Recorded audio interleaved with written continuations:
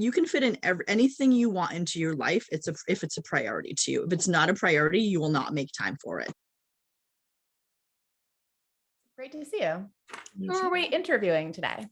We're interviewing Misty Coolidge from Coolidge Family Farm. I can't Nice. wait. She's also Mrs. USA. So How did she do it all? I don't know, but we're going to find out. Oh yeah, I like it like that. Hi. Yay. Hi, ladies. Yes, I'm so excited about this. Thank you for asking me to be a part of it. Yeah. So I heard, are you actually related to President Calvin Coolidge? I am. I am. Yep. That's so cool. 8th generation granddaughter. Oh my God. Yeah. So at the farm, I have a whole wall in his honor. I've been collecting his presidential items from 1923 and 24 since I was probably in high school. I would go on eBay and buy stuff with, what I made working jobs, and through college, I expanded on that. And now I buy a few things every year and add it to the wall. And if I see things at antique shops, like I love going to antique shops and flea markets and auctions. So that's my grandfather.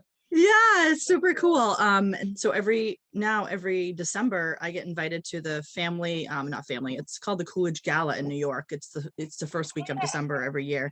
Yep. It's a fundraiser for their scholarship fund. So they give full boat scholarships to high school seniors going into a political career. Congratulations on your new Mrs. USA title. Thank Stop it. you.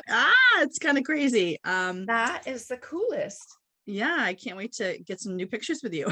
I know. I was thinking that. I know. Thank you. I just did 2 photo shoots in New York on Friday, so I can't wait to see those come back. Oh my God, how fun. Just fun. Yeah. But not only is she Mrs. USA, she's also a venue owner, and she has been for a while. And my first question is, when did you start Coolidge Family Farm? Well, the journey begins way before I bought the venue, or I bought the farm. Mhm. My mom growing up owned a bridal shop, so I've been working with brides since I was knee high to a grasshopper, which is what my grandmother used to say. So, fetching shoes and jewelry and veils and all of that. And I just fell in love with the beauty of a bride back when I was really little. But the wedding journey for me started out probably 26 years ago when my girlfriend Cindy asked me to marry her and her fiance, and I became a notary public. I thought you were going to say she asked you to marry her. Surprise. No, they asked me to marry them man. and to become a notary. So I've been marrying people for 26 years, and I'm so honored to be able to do that for my couples. Should they ask me at my venue, I only probably do about 15 to 20% of them, because most people know somebody that they want. And I really encourage that. Like, if you have an aunt or a cousin or a friend, do that. They know you better. Of course, I'm honored to be asked, and then after that. Yeah. So, and then after that, I started working for I started working for Black Tie Catering. You did? Yeah, I worked for Black Tie. And then I was waiting, serving food for her for a while. And for a few months, actually, I decided that sucked. So I did not want to continue being a server for a catering company. But her and I had already clicked. So she's like, I want to keep you on. What do you want to do? And I said, well, I'd love to learn how to bartend. So she's like, okay. So out at Jones Landing on Peaks Island, she threw me into a wedding, bartending a wedding, had never done it. I trained with somebody that day and fell in love with the energy and the joy and the fun. And I was making people happy and learning cocktails, and it was fun. And Robin, the owner of Jones at the time, I don't think she still owns it. She wanted me to become her bar manager out there. And I said, I can't live and breathe by the ferry schedule. Like I can't live that way. I'm such a scheduling person, and flying by the seat of my pants with the ferry is too difficult. So I turned that down.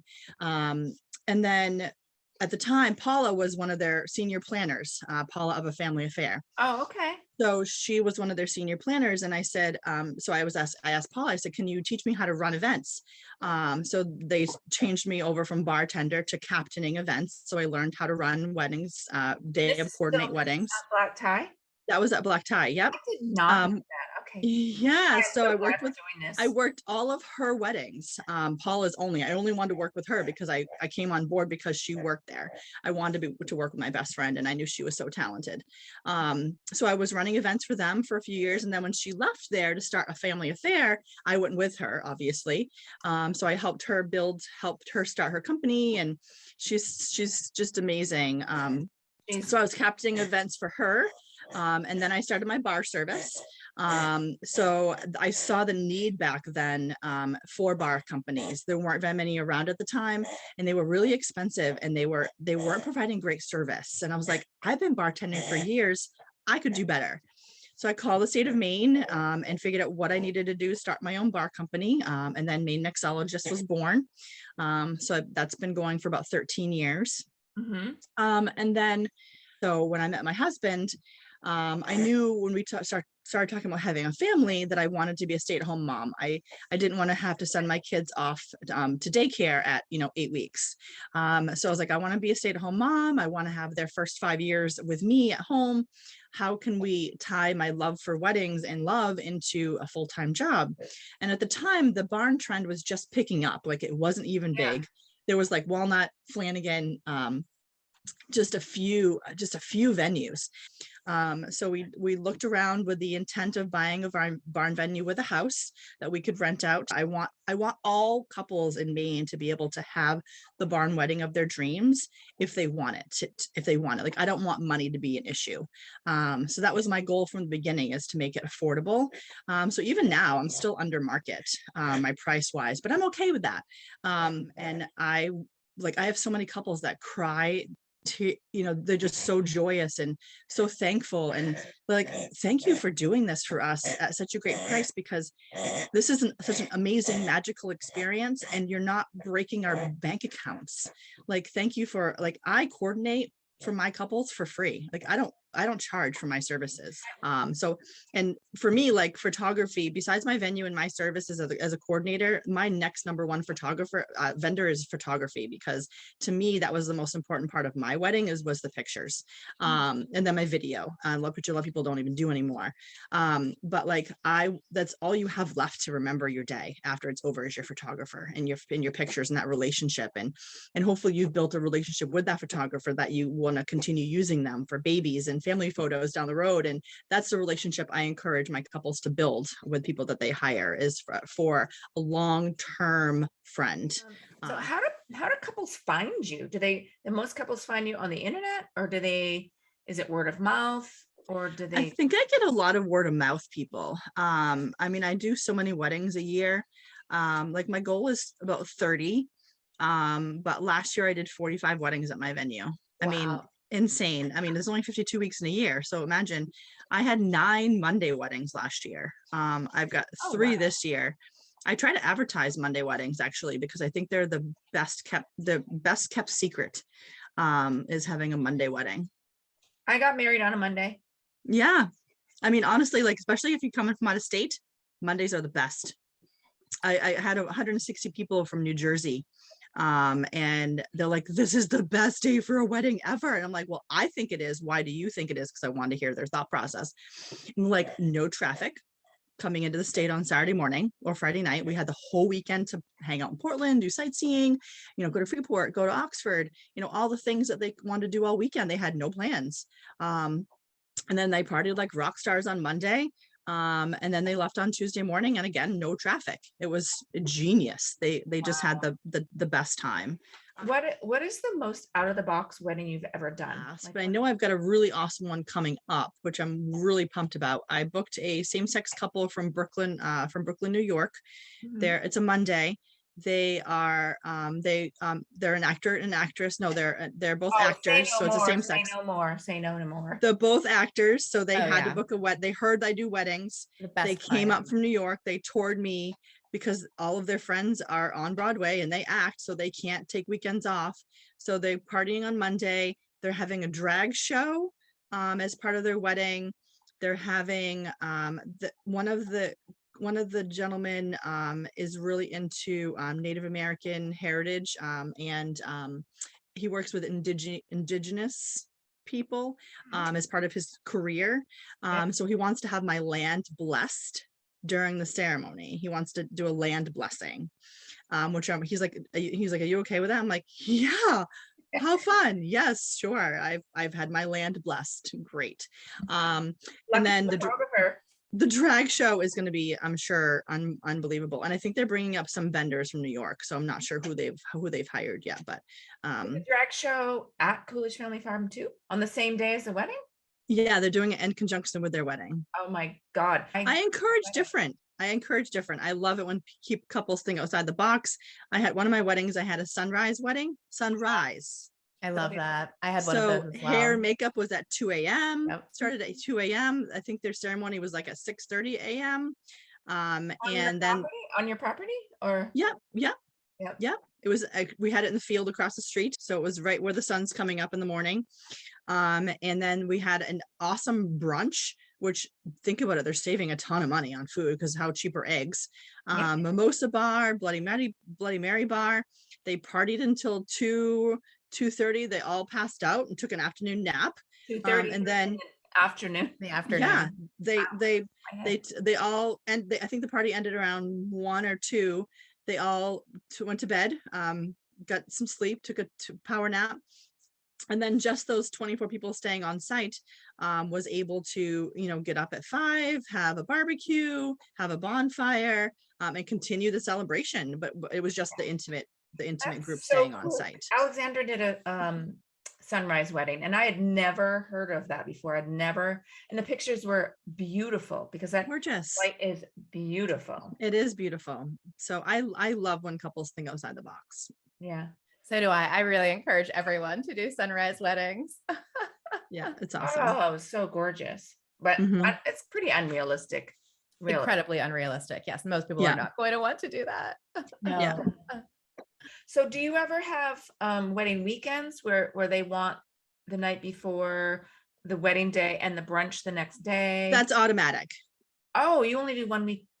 It's one wedding. So my couples have the property. My contract is Thursday noon to Sunday noon. Oh, wow. Yeah. And then my Monday weddings is Sunday noon to Tuesday at 3. Misty, can you tell me a little bit more about the facilities that you have there? And Sure. I know you've got a bar. What's that like? And you work with different caterers. And so what's the food prep on site like? So the barn, it's an 11-acre field farm. It's a colonial style farmhouse that sleeps 10 people. That's my bride's house. It's an attached barn that seats 125 or stands up to 200. And then that's the farm itself, which is on actually 2.5 acres. And then 6 years ago, I bought the house next door. That's my groom's house. That sleeps 8 people. It's a gambrel style. It's a gambrel style house. Yes. So it's walking distance for photographers. It's literally right through the little path in the woods, and it's right next door. So they have their own little man house. It makes such a difference. The couples are always so worried about accidentally seeing each other before they're ready, and to find a separate housing for your wedding. Wow. Does that make things easier for everyone? It does. That's great. It does. And then about 4 years ago, I bought a chapel in Gray. It's a 1-room, it looks like a schoolhouse, but it's a 1-room chapel, and restored that. So I added that 4 years ago. And that's also when I put in real bathrooms. So I have a 150 person exterior bathroom set up, handicap one and a normal one. For $20,000. Those were expensive bathrooms, but worth it. And then 3 years ago, I bought the land behind the farm, which is 4 acres, and designed and put in 3 cottages. I saw. So those sleep 2 each. They're romantic cottages for 2. The smaller ones are 10 by 20, and usually those are rented by parents, because sometimes people want to have their parents there, but not too close, walking distance. They can have a quiet little retreat. They can be on site for help if they need any help. They can stay there till late and party with their kids, but then they can walk back to bed at 11, 12 o'clock and not have to worry about driving home. Right. And then the 3rd cottage in the back is my honeymoon cottage. And that's where my couples stay on Thursday night and Saturday night. And I highly encourage them not to stay together Friday night. I think in 8 years, I think I've only had 2 couples spend the night together on Friday, because I really encourage them not to do that. I want you to miss each other. I want you to wake up and not roll over and talk to each other. Like I want you to miss. Really I want not you to see each other in the morning. I want you to dream about each other. I want you to have your bridal party walk gifts back and forth. I want that excitement when it comes to first look for photographers to have that experience with the couples where they've missed each other for the evening. And my bar service, like I said, I've had for 13 years, but I do have 2 built-in bars on site. I have one in the barn, which I polyed and did. It's a live edge. I did all of that. Ooh, I love and then that. I took the old hay conveyor out of the barn. When I renovated, it was sitting outside for a really long time. I really wasn't sure what to do with it. And I love repurposing and not throwing things away. Great. So I took the hay conveyor and I had McCann Fabrication down the road. They came and got it with a backhoe, driving it down the road. So funny. And then they cut it up into 3 pieces, welded it back together, and now it's my outside bar. So I love that. Wait, there's a 2 hay converter? What? It's a hay conveyor. So the hay conveyor that goes up into the 2nd floor, it's got wheels on it. It would pull hay up to the loft, the hay loft. So that hay can. Yeah, I made it into a bar. It's out back. Yeah.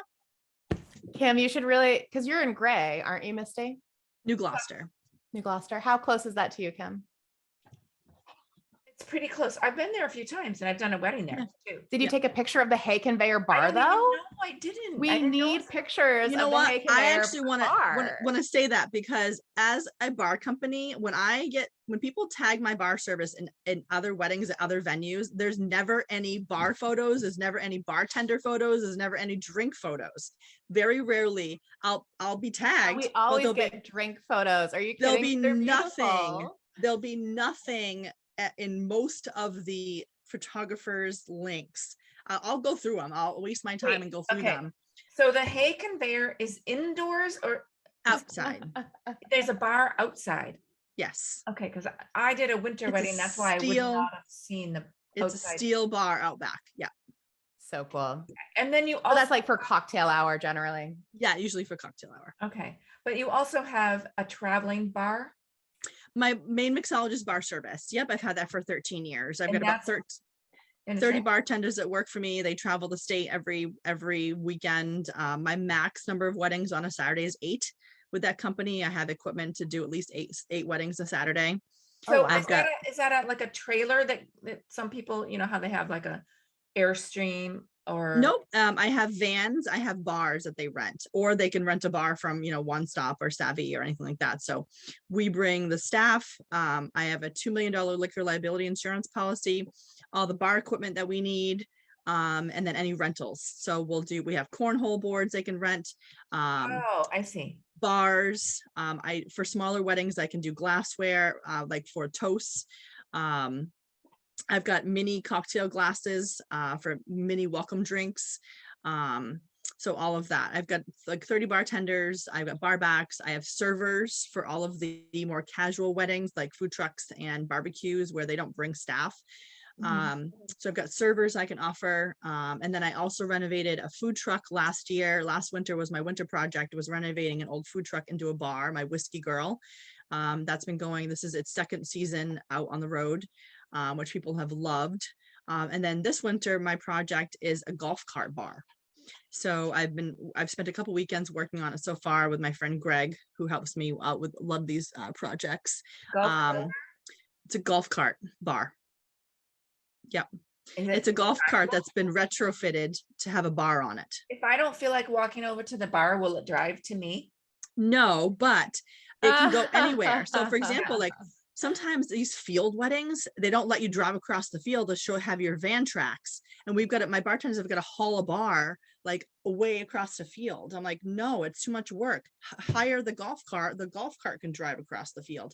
Yeah. Or if we want to move, a cocktail hour bar from here to here, it can just drive and not have to break everything down and set everything back up again. Like it's going to be a huge cost saving tool for some of these weddings that are really spaced out. We can drive it in the barn, which is great because there's no gas, it's electric. Right. So they wouldn't be, that we could drive it right into the barn and set it in a corner. Some of these big barns like William Allen, it would be a perfect spot to have the golf cart inside. Oh my God, you should write a book. I've been told that many times, actually. I mean, you could write a book about your last 6 months. Seriously.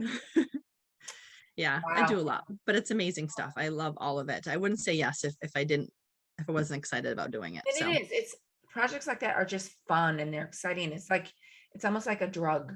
It's just yeah, it keeps you going and yeah. gets you up every day and gives you something Yeah. to look forward to. Right now, my one of my big missions, which I'm really excited about, is the Good Shepherd just named me their first ambassador. So the Well, of Good Shepherd course. Food Bank, who's never had ambassadors, but like I was talking to them about me, had visited a couple other food banks, and a couple other food banks have ambassadors at their sites, and I mentioned it to them up here, and they're like, I don't know. They looked into it. They're like, that sounds amazing. We'd love you to be our first ambassador because you live and breathe fighting hunger, and you talk about us all the time. So why don't you be that person? So I actually have a tab on their website that says Misty Coolidge, our service ambassador. And right now, as part of being a national title holder, as of last July, I've been traveling the country working at food banks. My mission is to hit all 50 states. I don't think I'll get it done by July. In fact, I know I won't. But over the next few years, my goal will be to hit all 50 states. Do your couples know all of this about you? I try not to bore them, even though it's not boring, but like, I don't want to talk about me. I want to talk about them. Show and they'll know. Yes. Well, and then I have I've been in Maine Women Magazine twice. I've been I've been in a lot of newspapers, the Sun Journal, the Maine Sunday Telegram. So I have a couple of big plaques at the farm with those articles framed. That's Great News does those big plaques. So I've ordered 3 of those. They're hanging at the farm so they can read a little bit about me. And if they ask questions, I will go into it, but I usually don't bring it up because this is about them, and I want to learn more about them and their engagement story. And I want to know them. They can read about me anytime. So if they're interested in it, I love to share, but I usually don't bring it up. Yourself, say hi. Hi. She took scissors to her hair. Wow. You want to go to dad? You want to go to a school big with dad? kid, huh? I'm not fit. I want to go to school with you. I'm not going to school. Well, Can you go to Go school? with Can you go you. to school go to with school dad? with us. Yeah. Do you say hi, Kim? Hi, Lexi. Hi. We're Hi. learning a lot. Yes. Are you gonna Right. wear a bride's dress someday? Are you gonna get married someday? Not if daddy can help it. Where were we? I don't know, but I have all these questions and you've answered all of them. I'm like, what do I ask her? I'm so impressed with you. You volunteer all the time. You're Mrs. USA. You run a very successful wedding venue and bar company. Yep. And you also have 3 small children. How do you do it? How do you do it? I get that question all the time, actually. Like, how do you fit everything into your life? And I have always lived by the theory that if something comes your way and you have the opportunity and something gets asked of you to do something, I always say, well, is it important to me? Is it going to make me a better person? Is it going to challenge me? Will it make me better than I am tomorrow than today? And if it's yes, then I try to figure out how to squeeze it in. Like, you can fit in anything you want into your life. If it's a priority to you. If it's not a priority, you will not make time for it. I mean,